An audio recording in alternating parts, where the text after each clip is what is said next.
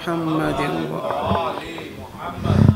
ایک مرتبہ سورہ ہم 3 دفعہ سورہ اخلاص تمام مومن و مومنات، تمام شہدائے ملت جعفریہ اپنے تمام مرحومین کو شامل کرتے ہوئے بالخصوص مرحوم اعجاز حسین جعفری بیگم، فردوس جہان، شمیم اختر، شوکت علی، محمود علی اور محمد علی کے لیے رحم اللہ من قرأ الفاتحہ۔ بسم اللہ الرحمن الرحیم، الحمد للہ رب العالمین الرحمن الرحیم مالک یوم الدین، ایاک نعبد و ایاک نستعین، اهدنا الصراط والمستقیم صراط والذین انعمت علیہم غیر المغضوب علیہم ولا الضالین۔ بسم اللہ الرحمن الرحیم، قل هو اللہ احد اللہ الصمد لم یلد ولم یولد ولم یکن له کفوا احد۔ بسم اللہ الرحمن الرحیم، قل هو اللہ احد اللہ الصمد لم یلد ولم یولد ولم یکن له کفوا احد۔ بسم اللہ الرحمن الرحیم، قل هو اللہ احد اللہ الصمد لم یلد ولم یولد ولم یکن له کفوا احد۔ ایک دفعہ درود بھیجیے گا بر محمد و آل محمد پر۔ اللہم صلی علی محمد و آل محمد۔ اعوذ باللہ من الشیطان الرجیم، بسم اللہ الرحمن الرحیم، الحمد للہ رب العالمین، الذی لا یبلغ مدحتہ القائلون ولا یحصی نعماءہ العادون ولا یؤدی حقہ المجتہدون،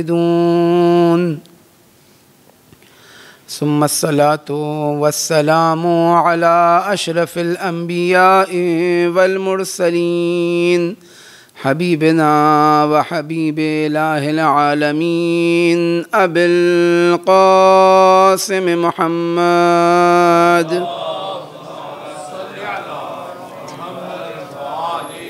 وعلى آله الطيبين الطاهرين المعصومين المظلومين الذين أذهب الله عنهم الرجس وطهرهم تطهيرا،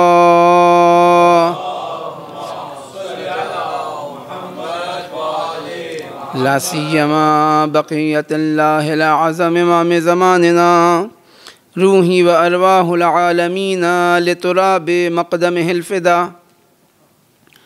وقال الله تبارك وتعالى في كتابه المجيد، بسم الله الرحمن الرحيم، لقد أرسلنا رسلنا بالبينات وأنزلنا معهم الكتاب والميزان ليقوم الناس بالقسط۔ درود بھیجیے گا بر محمد و آل محمد۔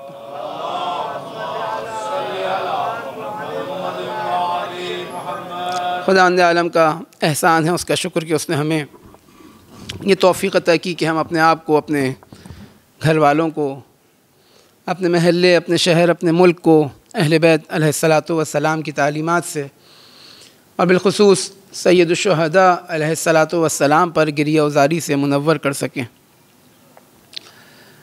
کربلا معیار فتح و کامیابی کے عنوان سے اس سلسلے کی یہ تیسری مجلس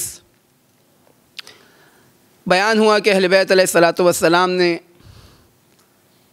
ان مجالس عزا، اس عزاداری، ان جلوس عزا کی جو تاکید کی، اس گریہ وزاری کی، اس کے اثرات بیان کیے، اس کا اس دنیا و آخرت کے اندر ثواب بیان کیا۔ ان سب کے پیچھے ایک مصلحت موجود ہے۔ اہل بیت ہمیں کچھ عطا کرنا چاہتے ہیں، اہل بیت ہمیں اپنے آپ سے جوڑنا چاہتے ہیں، اور یہ عزاداری کا سلسلہ در حقیقت اسی تحریک کا تسلسل ہے جو سید الشہداء علیہ الصلاۃ والسلام نے شروع کی۔ یہ تحریک کہ جس کے سید الشہداء وارث ہیں، یہ تحریک کوئی نئی تحریک نہیں تھی کہ جو 60 ہجری میں سید الشہداء علیہ الصلاۃ والسلام جس کا آغاز کر رہے ہیں، بلکہ جیسا کہ ہم مختلف زیارات کے اندر اس بات کی تلاوت کرتے ہیں کہ السلام علیکہ یا وارث آدم صفوت اللہ، السلام علیک یا وارث نوح نبی اللہ، السلام علیک یا وارث ابراہیم خلیل اللہ، السلام علیک یا وارث موسیٰ کلیم اللہ، السلام علیک یا وارث عیسیٰ روح اللہ، السلام علیک یا وارث محمد خاتم النبیین رسول اللہ۔ ایک دفعہ درود بھیجیں اہل بیت کی ذات کے اوپر بآواز بلند۔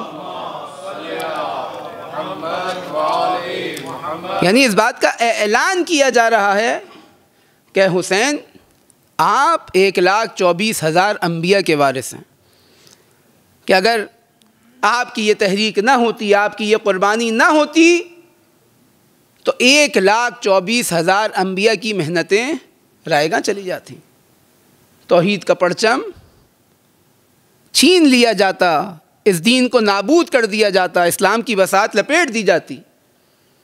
اور اب ہم غور کریں کہ ہم جس تحریک کا حصہ ہیں وہ در حقیقت انبیاء علیہ الصلاۃ والسلام کی تحریک ہے۔ یعنی یہ جو آج ہم عزاداری کر رہے ہیں یہ سید الشہداء کی تحریک کا تسلسل، اور سید الشہداء وارث انبیاء علیہ الصلاۃ والسلام ہے۔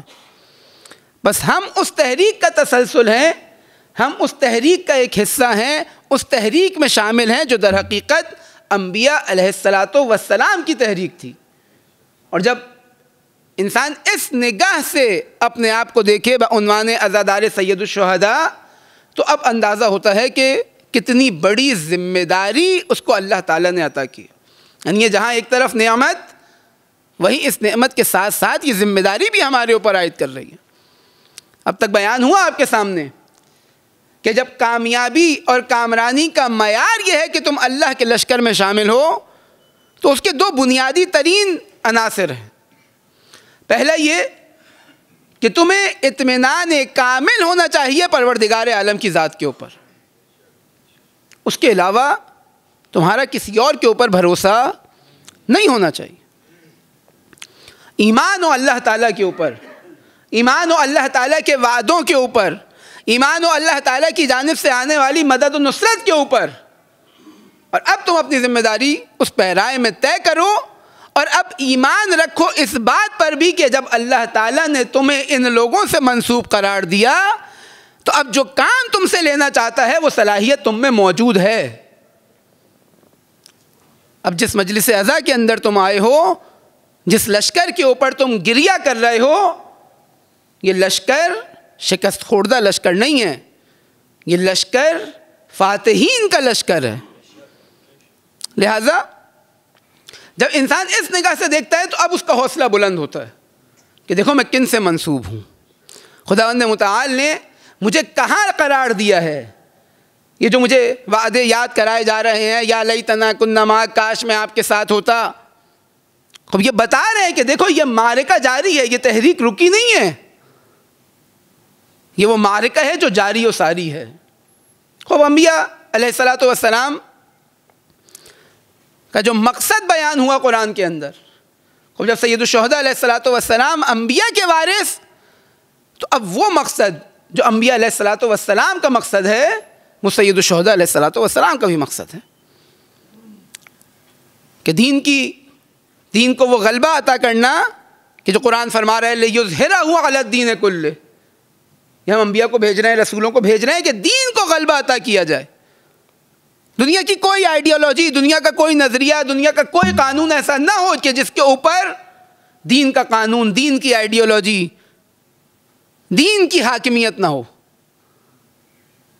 اللہ کے دین کی، اللہ کے قانون کی۔ اور یہ خالی وہ بار بار اس بات کا تکرار کرنا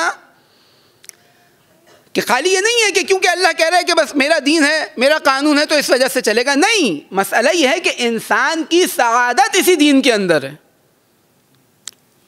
اللہ چاہتا ہے کہ انسان کو باکمال بنائے، خداوند متعال چاہتا ہے کہ اس انسان کو وہ کمالات انسانی سے مزین کرے، اس کو کمال عطا کرنا چاہتا ہے، اس کو پستیوں سے نجات دلانا چاہتا ہے۔ لہذا کہا کہ اس دین کو جب غلبہ عطا ہوگا تو اب انسان اس کمال تک پہنچے گا۔ لیکن یہ دین کا غلبہ کیسے عطا ہوگا؟ یہ انبیاء کی تحریک کیسے کامیاب ہوگی؟ اور یہ جو وعدہ قرآن نے دیا لِیُظْہِرَهُ عَلَى الدِّینِ كُلِّهِ، یہ جو امامت کو نہیں مانتے ان سے سوال کیا جائے کہ خوب 1,24,000 انبیاء آ کر چلے گئے، خوب دین کا غلبہ ہوا نہیں ہوا؟ آیا دین کی حکومت اللہ تعالیٰ کا وہ عادلانہ نظام اس دنیا پر قائم ہوا یا نہیں ہوا؟ اگر نہیں ہوا تو اس کا مطلب یہ کہ کوئی تسلسل ہے جو اب جاری ہونا چاہیے تاکہ اس تحریک کو مکمل کر سکے جو اللہ تعالیٰ نے جس کا وعدہ قرآن میں دیا ہے. کیوں 1,24,000 انبیاء چلے گئے، حضرت ختمی مرتبت حضرت محمد رسول اللہ صلی اللہ علیہ وآلہ وسلم خوب آخری نبی ہیں، اب اس کے بعد کوئی نبی نہیں آئے گا. خوب وہ جو رسولوں کے بھیجنے کا، انبیاء علیہ الصلوۃ والسلام کے بعثت کا جو ہدف بیان کر رہا ہے پروردگار عالم لیظہرہ علی الدین کلہ، یہ تو محقق نہیں ہوا. اور انبیاء علیہ الصلوۃ والسلام کا، ان کی نبوت کا، ان کی رسالت کا جو سلسلہ ہے وہ تمام ہو گیا. خوب اب اگر کوئی اور تسلسل نہیں ہے تو نعوذ باللہ یہ وعدہ پورا نہیں ہوا. بس ماننا پڑے گا کہ اس نبوت و رسالت کے بعد اس کی جانشینی میں ایک امامت کا سلسلہ موجود ہے کہ جس کے ذریعے اللہ تعالیٰ اپنے وعدے کو پورا کر کر دکھائے گا. وہی تسلسل، وہی تحریک، اور وہ یہ تحریک ہے جو آج عزاداری کی صورت میں ہمارے سامنے موجود ہے، جو ضمانت ہے دین کی حفاظت کی، جو ضمانت ہے دین کے غلبے کی. لیظہرہ علی الدین کلہ. لیکن یہ کیسے ہوگا؟ دو چیزیں جو کل آپ کے سامنے بیان کی، ایک اللہ پر ایمان، اور دوسرا اس بات پر ایمان کہ اللہ تعالیٰ نے میرے اندر یہ صلاحیت رکھی ہے کہ میں اس دین کے غلبے کی تحریک کا حصہ بن سکوں. لقد ارسلنا رسلنا بالبینات وانزلنا معهم الکتاب والمیزان. کس لیے؟ یہ جو ہم نے انبیاء علیہ الصلوۃ والسلام کو بھیجا، یہ جو ہم نے اپنے رسولوں کو بھیجا، ان کے ساتھ کتاب بھیجی، ان کے ساتھ میزان بھیجا جو حق و باطل میں تمیز پیدا کرے تمہارے درمیان. کس لیے؟ تاکہ انبیاء آئیں اور آنے کے بعد قیام کریں، آنے کے بعد ایک تحریک چلائیں اور ایک معجزہ ہو، اور انبیاء علیہ الصلوۃ والسلام ایک حکومت کو قائم کریں اور تم اب اس حکومت کے اندر سعادت پا جاؤ. کہا نہیں، لِيَقُومَ النَّاسُ بِالْقِسْطِ. لوگ کھڑے ہوں گے عدالت کے لیے. یعنی انبیاء مربی ہیں، انبیاء ہدایت کرنے والے ہیں، ائمہ علیہ الصلوۃ والسلام تعلیم دینے والے ہیں، شعور عطا کرنے والے ہیں. اس کا مطلب یہ نہیں ہے کہ سارے کے سارے کام انہوں نے آ کے کرنے، نہیں، وہ ہدایت کا کام کریں گے. اور ہدایت کیا ہے؟ کہ انسان اپنے شعور و اختیار کے ساتھ اللہ کی راہ میں قدم بڑھائے. یعنی ایسا نہیں ہے کہ ہر جگہ ہاتھ پکڑ کر لے جایا جائے. وہ ہمیں ایک جس طرح ہمیں بہت چھوٹے بچے جسے کچھ معلوم نہیں ہو اس طرح ٹریٹ نہیں کرتے. اللہ تعالیٰ نے انسان کو عقل و شعور عطا کیا. آپ دیکھیں، ایک استاد بیان کر رہے تھے کہ اگر جو فلم ساز ہیں، جو ڈرامے بناتے ہیں، اب اگر 1 گھنٹے کے اندر انہوں نے 24 گھنٹے دکھانے ہیں تو یہ نہیں ہوتا ہے کہ مثال کے طور پر ایک شخص جو ہے وہ گھر سے نکلا، آفس کے لیے جا رہا ہے، تو اب وہ گاڑی میں بیٹھا ہے، تو اب 1 گھنٹے کا رستہ ہے تو وہ پورا 1 گھنٹہ دکھا رہا ہے. وہ گھر سے نکلا، گاڑی میں بیٹھا، گاڑی سے اترا، آفس میں چلے گیا. خواب بولیں گے اس نے تو پورا بتایا ہی نہیں، ہو سکتا ہے وہیں اتر گیا. کہا نہیں، میں تمہیں عاقل سمجھتا ہوں، میں تمہیں سمجھدار سمجھتا ہوں، میں تمہارے شعور کی توہین نہیں کر رہا کہ تمہیں ایک ایک چیز دکھائی جائے. نہیں، جب تمہیں معلوم ہے کہ یہ جو سین دکھایا جا رہا ہے، یہ جو منظر کشی کی جا رہی ہے، تمہیں معلوم ہے کہ جب یہ جا رہا ہے تو یقیناً بیچ میں کچھ فاصلہ ہوگا. اب وہ پورا فاصلہ تو نہیں دکھایا جائے گا. یہ میرے شعور کی توہین ہے اگر کوئی مجھے اس طرح کر کر ایک ایک چیز جزیات کے ساتھ بیان کر رہا ہے.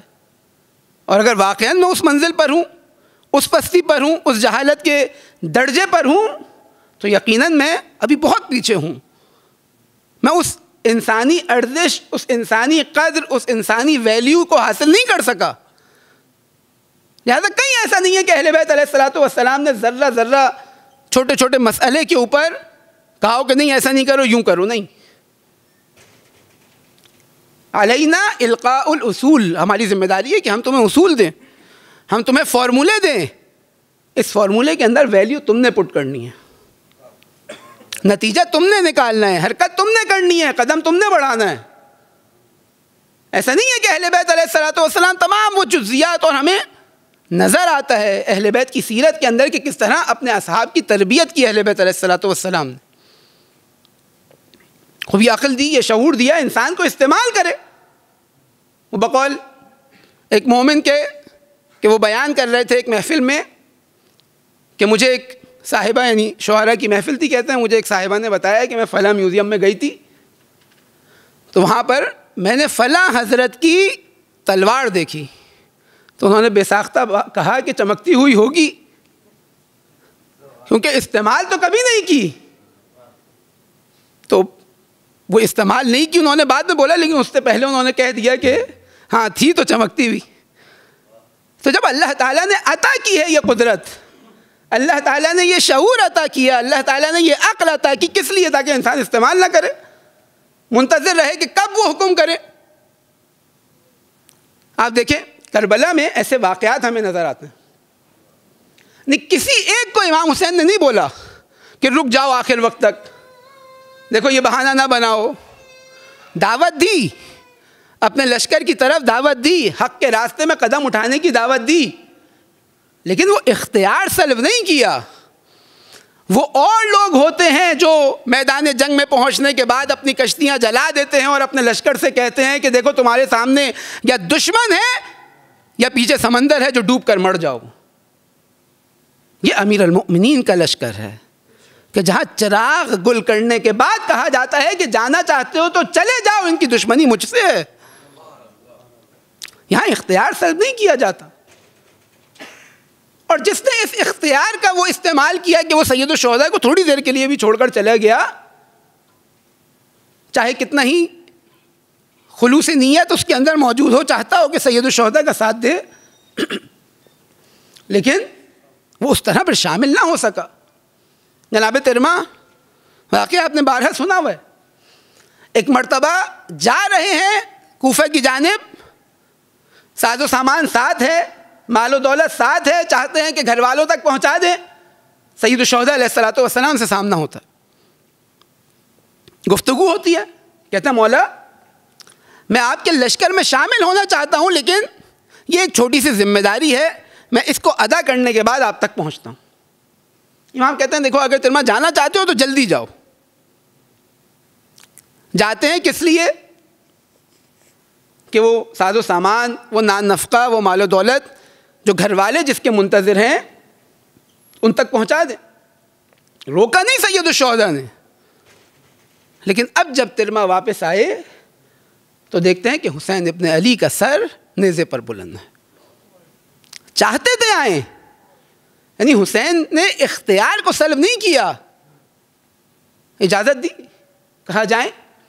خب یہ جو تحریک ہم دیکھ رہے ہیں کہ آج تک جاری و ساری ہے, جو ائمہ علیہ الصلوۃ والسلام کے دور کے اندر یہ تحریک چل رہی تھی, ائمہ علیہ الصلوۃ والسلام نے ان افراد کو اپنی مدد و نصرت کے لیے بلایا, اپنی ذات کے لیے نہیں, اللہ کے دین کی مدد و نصرت کے لیے, ان کی سعادت کے لیے. لِيَقُومَ النَّاسُ بِالْقِسْطِ, کیوں؟ کیونکہ وہ جو عدالت کا نظام قائم ہونا ہے وہ معجزے سے نہیں ہونا, وہ انبیاء علیہ الصلوۃ والسلام نے خود نکل کر انجام نہیں دینا, وہ ائمہ علیہ الصلوۃ والسلام نے تک و تنہا انجام نہیں دینا. وہ ان لوگوں نے اپنے اختیار کے ساتھ اپنے اوپر اللہ کے دین کو غالب کرنا ہے. لِيَقُومَ النَّاسُ بِالْقِسْطِ, تاکہ لوگ عدالت کے لیے قیام کریں. اور امیر المومنین امام المتقین علی ابن ابی طالب علیہ الصلوۃ والسلام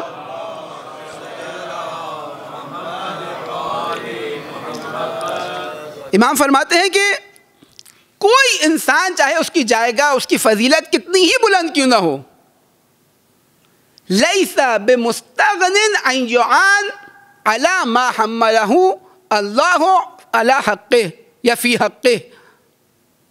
کوئی بھی آدمی جتنا طاقتور, جتنا بافضیلت, جتنی اس کی حیثیت اور اس کا حق جتنا زیادہ ہو, وہ مستغنی نہیں ہے اس بات سے کہ لوگ اس کی مدد کریں اس کی ذمہ داریوں کو نبھانے میں.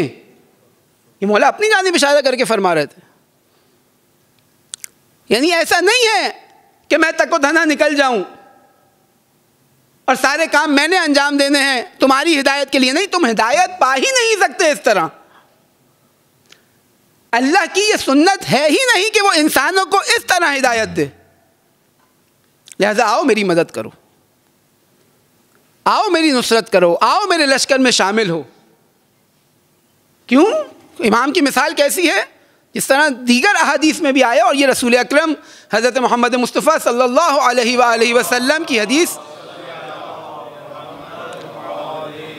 یا علی انت مثل الکعبہ، اے علی تم کعبے کی مانند ہو، استؤتی ولا تؤتی، کعبے کے پاس آیا جاتا ہے، کعبہ کسی کے پاس چل کر نہیں جاتا. کعبے کا طواف کیا جاتا ہے، کعبہ کسی کا طواف نہیں کرتا. یہ ذمہ داری بتا رہے ہیں. اور یہی وہ حدیث تھی جو دوسرے الفاظ کے ساتھ جناب سیدہ سلام اللہ علیہ نے ایک دفعہ درود بھیجا مولا کی ذات پہ، بی بی کی ذات پہ بابا سے.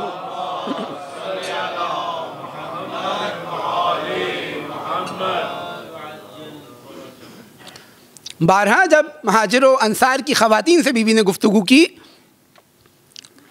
تو وہاں بارہا بیان کیا کہ دیکھو، جب کہا خوب آ جاتے پہلے، جب بی بی گئیں لوگوں کے گھروں پر، کہا اگر پہلے بیعت طلب کر لیتے تو ہم علی کا ساتھ دے دیتے. بی بی نے کہا کہ علی کی مثال، امام کی مثال کعبے کی مانند ہے، کعبہ چل کر نہیں آتا. یہ تمہاری ذمہ داری ہے کہ اپنی نجات کے لیے علی کے در پر آؤ، تمہاری ذمہ داری ہے. خب یہ کعبے کی مثال، یہ امام کی مثال، امام کی جو شباہت دی. کیوں؟ کہ لوگوں کے اندر یہ احساس پیدا ہو، یہ شعور اجاگر ہو کہ ایسا نہیں ہو سکتا کہ تم گھر میں بیٹھے رہو اور اپنے زمانے کے امام کی مدد و نصرت نہ کرو اور اللہ کے دین کو غلبہ عطا ہو جائے، اور اب اس کے بعد تم بنی اسرائیل کی طرح یہ تصور کرو کہ جس طرح آپ کے سامنے وہ مثال بیان کی، فَاذْهَبْ أَنْتَ وَرَبُّكَ فَقَاتِلَا، آپ جائیں، آپ جا کر جنگ لڑیں. جب اطمینان و سکون سے، جب بقول آج کی اگر ہم اپنے ان نظریات کے مطابق توجہ کریں اس جملے کی جانب کہ جب ظہور ہو جائے، جب بقیت اللہ الاعظم کی حکومت قائم ہو جائے، اب جب تمام عدل و انصاف کی رعایت ہونے لگے، جب ظلم و ستم ختم ہو جائے، تو اب ہماری ذمہ داری ہے کہ ہم اس سرزمین کے اندر، اس حکومت کے اندر زندگی گزاریں نہیں. لِيَقُومَ النَّاسُ بِالْقِسْطِ، لوگ عدالت کے لیے قیام کریں، لوگ اٹھیں، لوگوں کے اندر یہ حوصلہ پیدا ہو. اور یہ اہل بیت علیہ الصلوۃ والسلام نے کوشش کی. بس ایک جو امام علیہ السلام نے فرمایا کہ علینا القاء الاصول، کہ ہم فارمولہ دیتے ہیں، ہم اصول دیتے ہیں. اب تمہارا کام ہے کہ ان اصولوں کی بنیاد پر آگے بڑھو. ہم تمہارے شعور کی توہین نہیں کرتے، لہذا بلایا، دعوت دی، لیکن جو آئے وہ باشعور تھے، جو سید الشہداء علیہ الصلوۃ والسلام کے لشکر میں شامل ہوئے. اور جس نے اپنے آپ کو پس جانا، جس نے اپنے آپ کو بے شعور جانا، وہ یقیناً اس طرح سید الشہداء کا ساتھ نہ دے سکا. آخر میں چلے گئے، یا شامل ہی نہ ہوئے، یا اگر اپنی اسی پستی اور اس کمظرفی کے ساتھ آ گئے تھے تو اب وہ تھوڑا سا موقع سید الشہداء کے ساتھ رہنے کے بعد بھی اگر اپنے ظرف کو بلند نہ کیا تو آخر میں سید الشہداء کا ساتھ چھوڑ کر چلے گئے. لہذا بیعت اٹھا لی گئی. ایک جگہ ایسا ہمیں نظر نہیں آیا کہ سید الشہداء نے وہ اختیار سلب کیا ہو، ایک وہ مقام ہمیں ایسا نظر نہیں آیا کہ جہاں سید الشہداء علیہ الصلوۃ والسلام کہہ رہے ہوں کہ دیکھو ایسا نہ ہو کہ تم چھوڑ کر چلے جاؤ. دعوت دی حق کی، لیکن کہا کہ دیکھو ان کی دشمنی مجھ سے ہے. جب سخت ترین وقت آ گیا نا، اس وقت بیان کیا کہ دیکھو ان کی دشمنی مجھ سے ہے، اب یقین ہے کہ کل قتل کر دیے جائیں گے جو میرے ساتھ ہوگا، لہذا آج پھر میں بیعت اٹھا رہا ہوں، آج چراغ گل کر رہا ہوں. اس رات کی اس تاریکی کا فائدہ اٹھاؤ اور یہاں سے روانہ ہو جاؤ. لیکن وہ اصحاب کہ جن کی مثال ہمیں تاریخ میں نہیں ملتی، جن کے بارے میں خود سید الشہداء کہتے ہیں کہ مجھے ایسے اصحاب ملے کہ جو میں اہل بیت میں سے کسی اور کو نہ مل سکے، انہوں نے ساتھ دیا. کیونکہ ظرف اتنا تھا، اتنے باشعور تھے، جانتے تھے کہ بیعت اٹھانے کا مطلب یہ نہیں ہے کہ اپنے امام کی مدد و نصرت سے انسان دور ہو جائے، لہذا ساتھ دیا اور کھڑے رہے. اب یہ شعور ہمیں تاریخ کے اندر نظر آتا ہے. اہل بیت چاہتے ہیں کہ اپنے اصحاب کے اندر اس چیز کو پائیں. وہ مولا جو مالک کے لیے تڑپا کرتے تھے. کون مالک؟ یعنی تڑپ رہے کس چیز کے لیے کہ دیکھو ان ہزاروں کے اندر ایک مالک نہیں بچا. کون مالک؟ جن کے بارے میں کہتے ہیں کہ اے مالک میں تمہیں وصیت نہیں کروں گا, میں تمہیں نصیحت نہیں کروں گا, اور اکتفا کروں گا تمہاری رائے کے اوپر. اگر کہیں میری بات نہ ہو, کہیں میں موجود نہ ہوں, تو میں اعتماد کروں گا تمہاری رائے کے اوپر کہ یقیناً تم اس جگہ پر صحیح قدم اٹھاؤ گے. دیکھیں یہ جو آیت میں نے تلاوت کی, لقد ارسلنا رسلنا بالبینات وانزلنا معهم الکتاب والمیزان لیقوم الناس بالقسط. اور پھر پروردگار عالم کیا فرما رہا ہے؟ پروردگار عالم فرما رہا ہے کہ وَلِيَعْلَمَ اللَّهُ مَن يَنْصَرَهُ وَرُسُلَهُ بِالْغَيْبِ, کہ تاکہ خدا جان لے کہ کون اللہ کی اور اس کے رسول کی مدد کرتا ہے اندیکھے. یعنی ایسا نہیں ہے کہ جہاں رسول نہ ہو, جہاں امام نہ ہو, جہاں غیبت کا دور آ جائے تو اب تم سمجھو کہ دین کی تعطیل ہو گئی. نہیں, خدا متعال جاننا چاہتا ہے یہ تمہارا امتحان ہے کہ تم اللہ کی مدد و نصرت کرو اس ہنگام میں کہ تم نے انہیں دیکھا نہ ہو, رسول اللہ کے دور میں زندگی نہیں گزاری ہو, یا ایسے حالات کے اندر موجود ہو کہ جہاں رسول اللہ کا ڈائریکٹ آرڈر موجود نہ ہو. انسان بابصیرت ہو. یعنی آپ دیکھیں جناب عمار کی مثال, یعنی بعض مرتبہ اہل بیت علیہ الصلوۃ والسلام ان حالات میں تھے کہ خود اپنے دفاع کے لیے گفتگو نہیں کر سکتے تھے. جنگ صفین کا معرکہ ہو, امیر المومنین جب صدا دے رہے ہیں کہ اینا عمار, یعنی عمار کی حیثیت ہے, کیا حیثیت ہے کہ اتنے بابصیرت ہے کہ جہاں علی خاموش ہے عمار کو معلوم ہے کہ عمار کی ذمہ داری کیا ہے, تاکہ خداوند متعال جان لے کہ تم اللہ اور اس کے رسول کی مدد کرنے والے ہو. بس جب تک انسان اس مزیت کے اندر زندگی گزار رہا ہے, جب تک انسان یہ تصور کر رہا ہے کہ نہیں اہل بیت علیہ الصلوۃ والسلام اسے ذرہ ذرہ جگہ جگہ اس کا ہاتھ پکڑ کر اس کو شعور تک پہنچائیں گے, اس کو سعادت تک پہنچائیں گے, اس کا مطلب یہ ابھی اس قابل نہیں ہوا کہ اہل بیت اس کے اوپر اعتماد کر سکیں. اب یہ وہ مرحلہ ہے جو انسان نے طے کرنا ہے. انسان نے اس مرحلے کو طے کرنے کے بعد آگے بڑھنا ہے, اور جب یہ مرحلہ آئے گا تو اب امیر المومنین علی ابن ابی طالب علیہ الصلوۃ والسلام فرماتے ہیں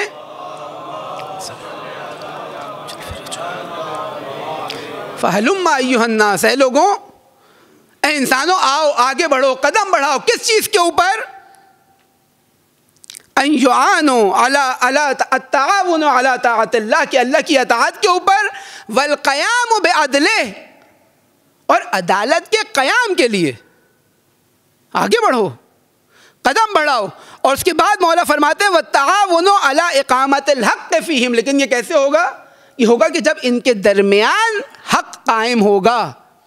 اگر ان کے درمیان ہی حق قائم نہ ہو, اگر یہ آپس میں ہی حق کے اوپر متحد نہ ہوں, اگر یہ ایک دوسرے سے حق کی بنیاد پر تعاون نہ کریں, اگر ان کے آپسی اختلافات اتنے زیادہ ہو جائیں تو کبھی بھی یہ عدالت کو قائم نہیں کر سکتے. دیکھیں یہ وہ مرحلہ ہے جو بار بار ہمیں بتایا جا رہا ہے کہ دیکھو پہلے تم نے تیار ہونا ہے, تم نے آمادہ ہونا ہے, تم نے طاقتور ہونا ہے. وَأَعَدُّوا لَهُم مَّا اسْتَطَعْتُم مِّن قُوَّةٍ, کہ جتنی قدرت جمع کر سکتے ہو جمع کر لو, تم جتنا متحد ہو سکتے ہو متحد ہو جاؤ, تم جتنی ٹیکنالوجی حاصل کر سکتے ہو حاصل کر لو. کس لیے؟ ترہبون بہ عدو اللہ وعدوکم, تاکہ اللہ کا اور تمہارا جو دشمن ہے وہ تم سے خوف زدہ ہو, تم سے خوف کھائے. کیونکہ جب آپ عدالت کے قیام کے لیے آگے بڑھیں گے تو ایسا نہیں ہوگا کہ انسان تصور کرے کہ جب عدالت کے لیے قیام کے لیے آگے بڑھ رہا ہے تو ظالم و جور جو طاقتیں ہیں وہ خاموش تماشائی بنی رہیں گی, انہیں اس سے کوئی سروکار نہیں ہوگا. نہیں, جیسے ہی, کیونکہ دیکھیں جو جنگ ہے وہ سویلائزیشن کی جنگ ہے, جو جنگ ہے وہ آئیڈیالوجی کی جنگ ہے. خالی مسئلہ صرف میزائل ٹیکنالوجی قدرت کے حصول کا نہیں ہے.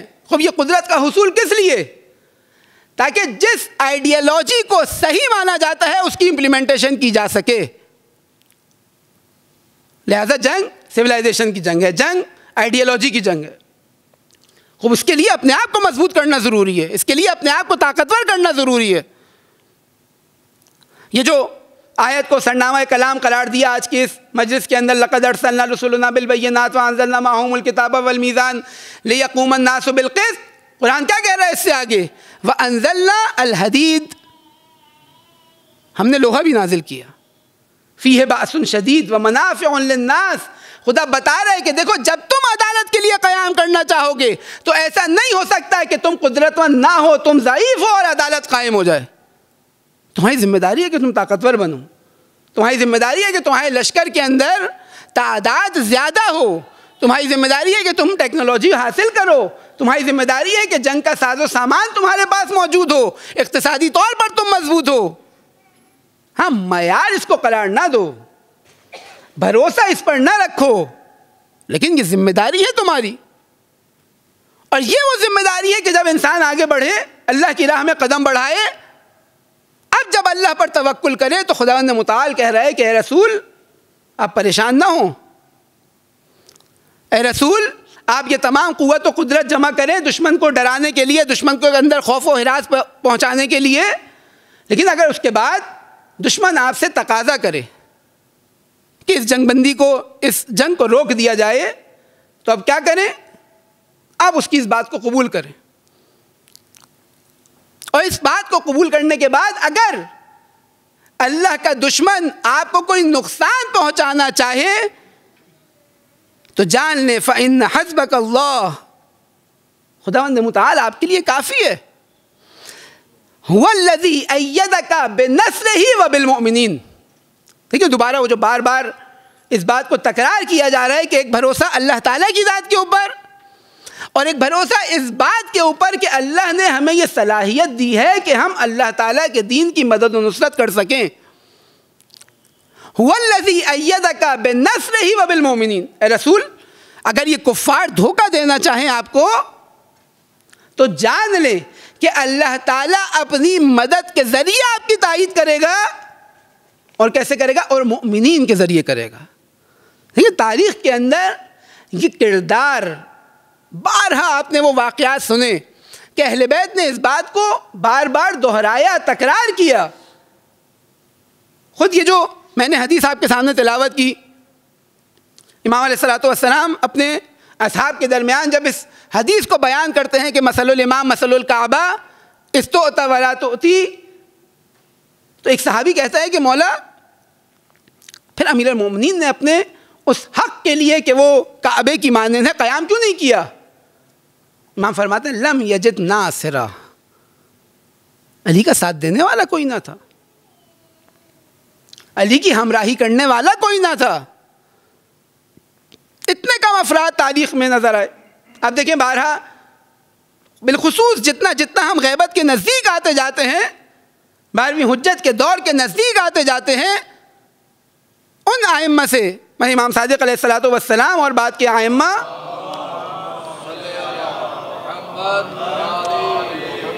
ان سے یہ سوال کیا جاتا ہے مولا اپنے حق کے لیے قیام کیوں نہیں کر رہے؟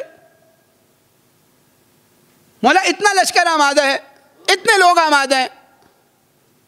مولا نے کہا کتنے؟ بعض لوگوں نے تعداد بتائی 1 لاکھ 2 لاکھ 3 لاکھ.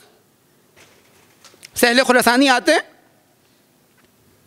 امام صادق علیہ الصلوۃ والسلام کی بارگاہ میں, اور آنے کے بعد مولا خراسان میں آپ کا لشکر, اتنے لوگ گھڑ سوار, اتنے شمشیر زن. امام کہتے ہیں کتنے؟ لاکھوں کی تعداد بتاتا ہے. امام کہتے ہیں اچھا یہ تندور روشن ہے, جاؤ اس تندور میں جا کر بیٹھ جاؤ. اور پریشان کہہ رہے مولا میں آپ کی مدد و نصرت کرنے آیا تھا, آپ مجھے کہاں آگ میں جلانا چاہتے ہیں, آپ مجھے کہاں یہ سزا دے رہے ہیں, مولا مجھے اس امر سے معاف رکھیں. امام کہتے ہیں ٹھیک ہے, اور سناؤ خراسان کے حالات کیسے ہیں؟ امام گفتگو کر رہے ہیں. اسی دوران روایت کہتی ہے کہ ہارون مکی داخل ہوئے, ابھی جوتے اتارنا چاہتے ہیں اپنے. امام کہتے ہیں ہارون جاؤ جا کر تندور میں جا کر بیٹھ جاؤ. ہارون مکی نے وہیں جوتے پھینکے اپنے اور جا کر تندور میں بیٹھ گئے. اب امام سہل خراسانی سے گفتگو کر رہے ہیں کہ بتاؤ خراسان کے حالات کیسے ہیں، خراسان کے شیعہ کیسے ہیں، مختلف باتیں، لیکن ساری توجہ آپ تصور کریں کہ آپ کے سامنے کوئی تندور لگا ہو اور اس کے اندر آگ جل رہی ہو اور اس کے اندر کوئی جل رہا ہو اور آپ سے گفتگو کی جائے اور سناؤ کیا حال ہے، خیریت سے ہو، گھر میں سب ٹھیک ہے، محلے والے کیسے ہیں. ساری توجہ سحل کی کہاں ہے؟ تندور کی جانب. امام گفتگو کر رہے ہیں لیکن سحل کی توجہ تندور کی جانب. ایک مرتبہ جب امام نے دیکھا کہ اب اس کا ظرف تمام ہو رہا ہے، امام کہتے ہیں جاؤ جا کر تندور کا وہ ڈھکنا ہٹاؤ. اب جو دیکھا تو ہارون مکی اطمینان اور سکون کے ساتھ اس تندور میں موجود ہیں. امام کہتے ہیں کہ اے سہل خراسانی، یہ جو تم لاکھوں کی تعداد بتا رہے ہو اس میں ایسے کتنے ہیں؟ مولا کہتے ہیں کہ جناب سہل کہتے ہیں کہ مولا ایسا تو ایک بھی نہیں ہے. امام فرماتے ہیں اگر ایسے 5 بھی ہوتے تو ہم اپنے حق کے لیے قیام کرتے.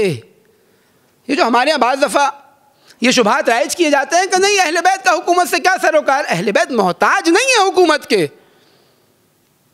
لیکن اہل بیت کی ذمہ داری ہے انسانوں کی ہدایت، اور اس ہدایت کے طریقہ کار کے اندر ایک بنیادی عنصر حاکمیت ہے. لیکن یہ ذمہ داری کب آئے گی؟ کہ جب لوگ قیام کریں، جب لوگ ساتھ دیں، جب لوگ اللہ کے دین کے لیے کھڑے ہوں. اگر لوگ اللہ کے دین کے لیے کھڑے نہیں ہوں تو اب اللہ کی حجت کے اوپر یہ ذمہ داری عائد نہیں ہوتی. ہاں ذمہ داری عائد ہوتی ہے کہ زمینہ فراہم کرے اور وہ کیا، افراد تیار کریں اور وہ کیے. تمام ائمہ علیہ الصلوۃ والسلام نے، اور اس حوالے سے بارہا، یعنی یہ بعض دفعہ یہ شبہ جو ڈالا جاتا ہے کہ نہیں اہل بیت کا حکومت سے کیا، وہ تو دل پر حکومت کرنے آئے ہیں، وہ جسموں پر حکومت نہیں کرنے آئے. اور یہ تمام باتیں خوب جو اہل بیت نے تعلیمات بتائیں، وہ جو اہل بیت نے قوانین بتائے، وہ جو اہل بیت نے حکومت چلانے کے دستور بتائے، آیا یہ خالی باتیں تھی؟ اس کا کوئی ہماری عملی زندگی سے کوئی تعلق نہیں تھا؟ جب انقلاب اسلامی آیا اور اس کے بعد آج تک یہ شبہات جو رائج کیے جاتے ہیں کہ نہیں خوب یہ جو پورا دین آیا، قرآن کی سینکڑوں آیات اجتماع کے بارے میں آئیں، جنگ و جدال کے بارے کے اندر آئیں، حدود کے نفاذ کے اوپر آئیں، خوب ان کا کوئی ہماری زندگی سے تعلق نہیں تھا. خوب یہ وہی دین تھا جو کتابوں میں موجود تھا، لیکن ایک شجاع فقیہ نے اسی دین کو کتابوں سے نکال کر اس خطے کے اندر امپلیمنٹ کر دیا. اور دیکھیں اس کی تاثیر کتنی آئی، اس کا اثر یہ ہوا اہل بیت کی تعلیمات جہاں نافذ ہونا شروع ہوئیں تو اب پوری دنیا کی نگاہیں اس خطے کی جانب ہیں. اب پوری دنیا کی امید انہی کی جانب ہے. کیوں؟ کیونکہ جانتے ہیں کہ جن کے ماننے والے ہیں وہی در حقیقت مصباح الہدیٰ ہیں، وہی در حقیقت سفینہ نجات ہیں. اگر انسانیت آج نجات چاہتی ہے تو انسانیت کو ان کے در پر آنا پڑے گا، اس کے علاوہ کوئی اور راستہ نہیں ہے. لہذا یہ لیکن راستہ کب فراہم ہوگا؟ کہ جب لوگ ساتھ دیں، جب لوگ آگے بڑھیں، اور جب لوگ اپنی ذمہ داری کو ادا کریں تو اب اللہ کی مدد و نصرت شامل حال ہوگی. جب اپنے اس لشکر حق نے اپنے اس وظیفے کو انجام دے دیا تو اب اللہ تعالیٰ اس لشکر حق کی ملائکہ کے نازل کرنے سے مدد کرے گا. حتیٰ یہ جو جنگ بدر کے اندر فرشتوں کا نزول ہوا، روایت کے اندر ہے کہ خداوند متعال نے سید الشہداء علیہ الصلوۃ والسلام پر ان فرشتوں کو نازل کیا، اور یہ وہی 4000 فرشتے تھے کہ جو جنگ بدر میں اللہ تعالیٰ نے رسول اللہ کی مدد و نصرت کے لیے بھیجے تھے. لیکن یہاں ایک مرحلہ ایک اور آگے کا تھا. جب سید الشہداء علیہ الصلوۃ والسلام کی ولادت ہوئی، جناب جبرائیل نازل ہوئے، اور نازل ہونے کے بعد رسول اللہ کی خدمت میں آئے اور آنے کے بعد فرمایا کہ یا رسول اللہ، آپ کے اس فرزند کو آپ کی امت قتل کر دے گی. رسول اللہ نے گریہ کیا. ایک روایت میں ہے کہ جناب جبرائیل بیان کرتے ہیں کہ اے نبی، سید الشہداء کو قتل تو کیا جائے گا، یہ ظلم و ستم تو ہوگا، لیکن اس ظلم و ستم کے نتیجے میں، اس قربانی کے نتیجے میں انسانیت نجات پا جائے گی۔ کیا آپ اب بھی حسین کی قربانی سے راضی نہیں ہیں؟ رسول اللہ فرماتے ہیں ہاں اب میں راضی ہوں۔ جناب سیدہ سلام اللہ علیہ رسول کی خدمت میں آتی ہیں اور یہی بار بار دوبارہ تکرار ہوتی ہے یہ بات۔ رسول اللہ فرماتے ہیں کہ اے بیٹی، حسین کا قتل، حسین کی یہ قربانی انسانیت کی نجات کا سبب قرار پائے گی۔ آیا اب بھی راضی نہیں ہو؟ کہا نہیں اب راضی ہوں۔ یعنی اہل بیت اپنی قیمتی ترین چیز قربان کرنے کو تیار ہے انسانیت کی ہدایت کے لیے۔ وہ روایت جو آپ کے سامنے بیان کر رہا تھا کہ جب یہ 4000 فرشتے اللہ تعالیٰ نے نازل کیے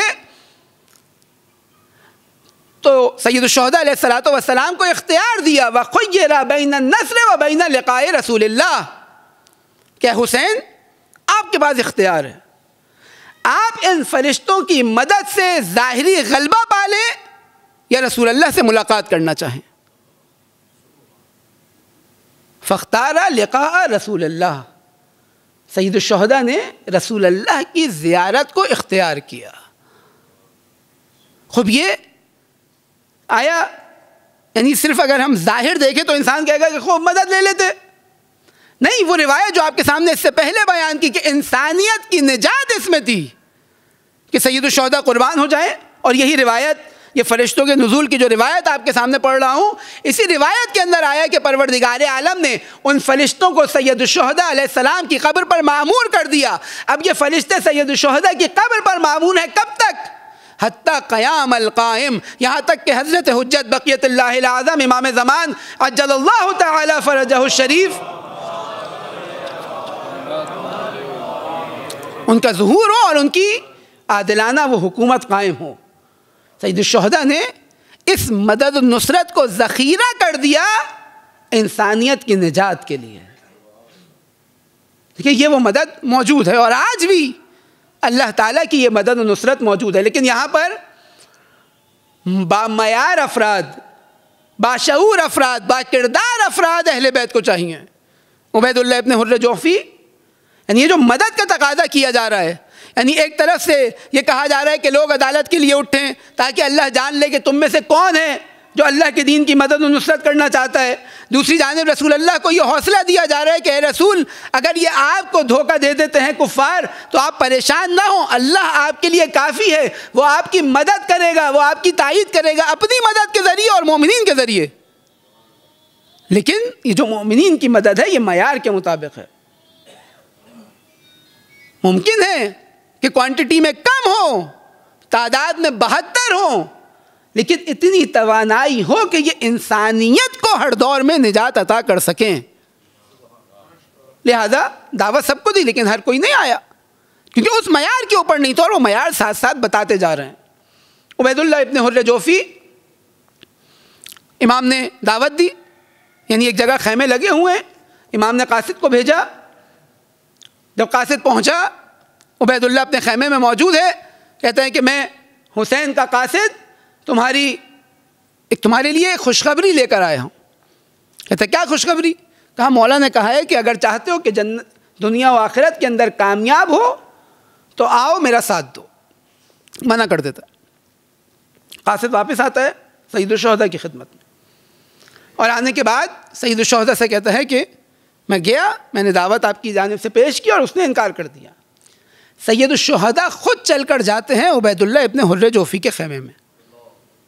دیکھیں ہدایت کرنا چاہتے ہیں نا، کل آپ کے سامنے وہ بیان ہوا کہ جناب حر کے لشکر کو کس طرح ہدایت کی، کس طرح مدد کی، یعنی وہ بھوکے پیاسے جب آ رہے ہیں، وہ کون کہ جو کل پانی بند کرے گا حسین ابن علی کے اوپر، حسین اپنے ہاتھوں سے اس لشکر کو پانی پلا رہے ہیں۔ گئے خود چل کر عبید اللہ ابن حر جوفی کے خیمے میں، کہا اے ابن حر، میں جانتا ہوں کہ تمہارا ماضی بہت خراب ہے، لیکن اگر چاہتے ہو کہ توبہ کرو، اگر چاہتے ہو کہ دنیا و آخرت میں کامیاب ہو تو آؤ میرا ساتھ دو۔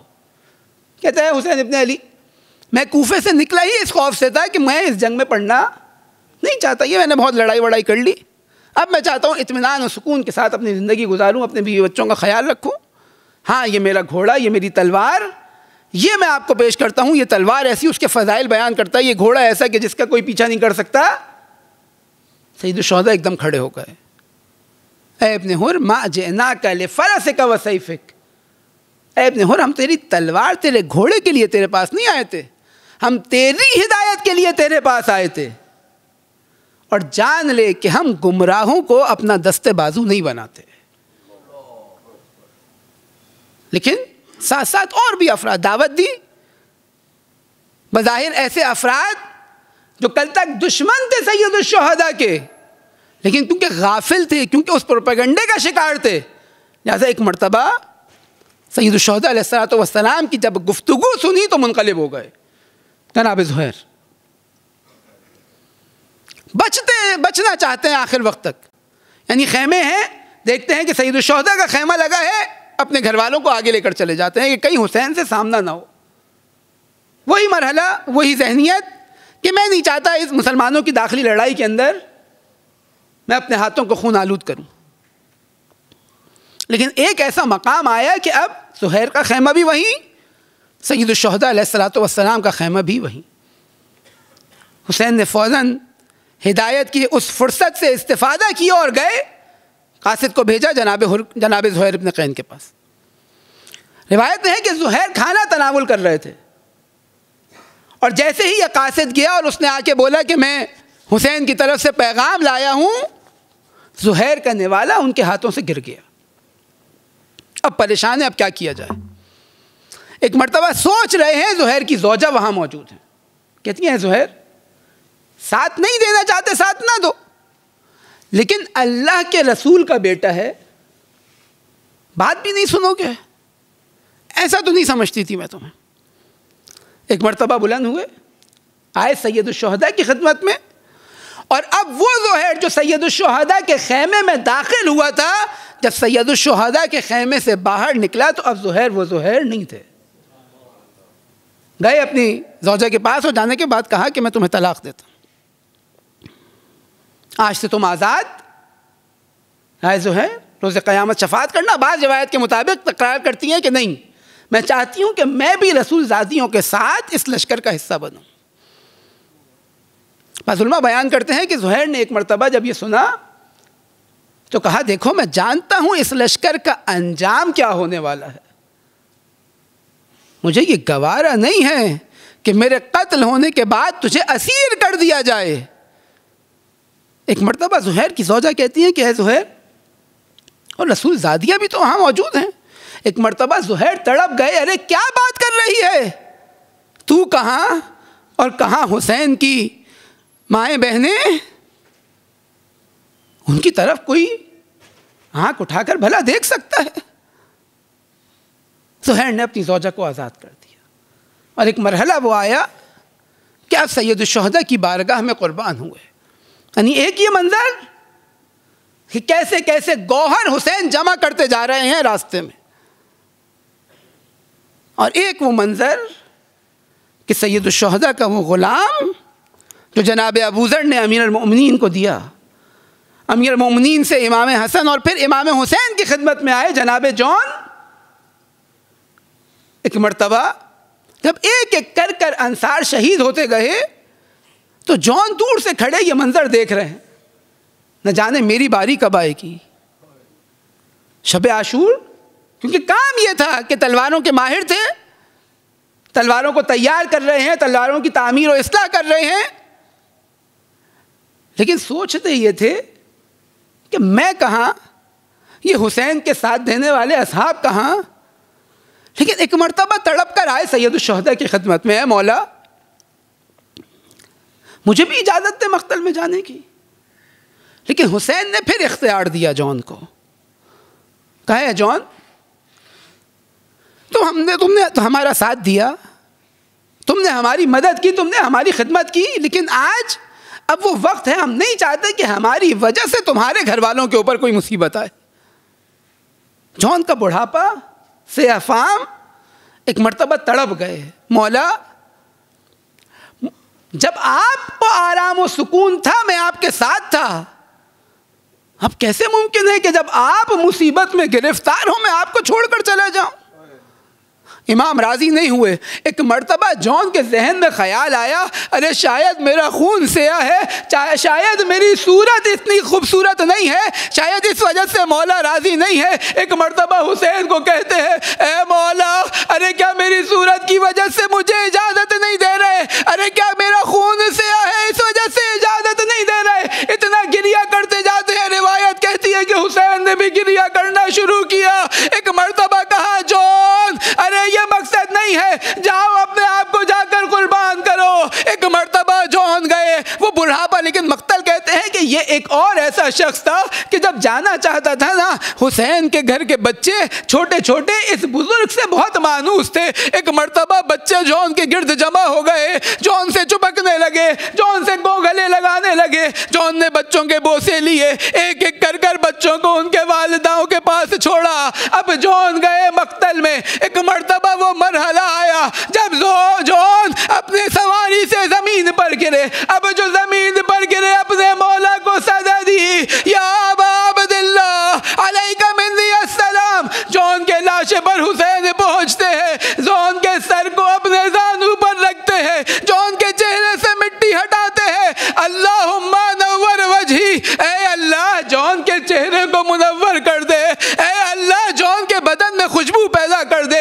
سید سجاد فرماتے ہیں کہ جب عصر عاشور کے بعد 10 دن گزر گئے، ارے بعض لاشیں وہ تھے جو ایسے ہی میدان میں پڑے رہے، ان کا کوئی اٹھانے والا نہ آیا۔ لیکن ہاں، ایک مرتبہ جب بنی اسد کے لوگ آئے، جون کے لاشے کو پہچانا تو دیکھا جون کے چہرہ نورانی ہے، جون کے بدن سے خوشبو آ رہی ہے۔ میں کہوں گا، اے جون، ارے کتنے خوش قسمت ہو، ارے سر بدن پر باقی ہے۔ جب جا رہے تھے تمہارا سر حسین کے زانو پر تھا، لیکن لا یوم کا یوم کا یا ابا عبداللہ، ارے وہ مصیبت جو حسین پر آئی، ارے جب مقتل میں گھوڑے سے زمین پر گرے تو ایک لعین آگے بڑھا۔ اب وہ زخمی بدن، زخموں سے چور بدن، سر کو جدا کر دیا گیا۔ حسین کا بدن خاک و خون میں بے سر آلود۔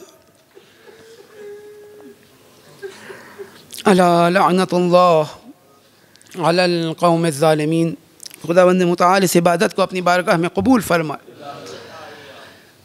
دنیا میں جہاں جہاں مومنین کفر و استکبار کے خلاف برسر پیکار ہیں، لشکر حسینی کا حصہ ہیں، خداوند متعال ان کی مدد و نصرت فرمائے، ہم سب کو ان کی حمایت کی توفیق نصیب فرمائے۔ دنیا میں جہاں جہاں کفر و استکبار عالم اسلام کے خلاف سازشیں کر رہے ہیں، خداوند متعال ان کی سازشوں کو انہی کی جانب پلٹا دے۔ ہم سب کو ان کے ظلم و ستم کے خلاف صدائے احتجاج بلند کرنے کی توفیق نصیب فرمائے۔ انقلاب اسلامی کو امام زمانہ کے عالمی انقلاب سے متصل فرمائے۔